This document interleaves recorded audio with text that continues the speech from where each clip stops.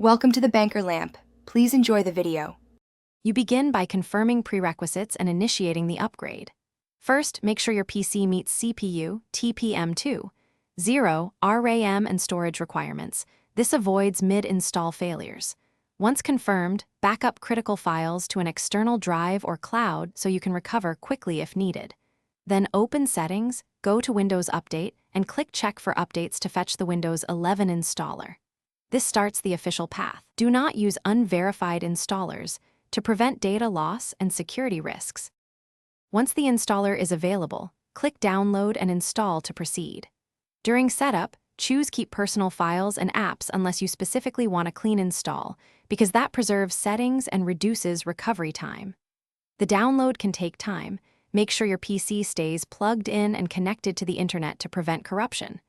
Once downloaded, the installer will validate components and restart several times.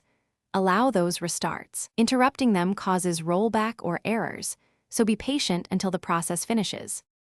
After installation, complete the out-of-box experience by signing in and choosing privacy settings. This finalizes your profile and system preferences. Then run Windows Update again and open Device Manager to update any missing drivers.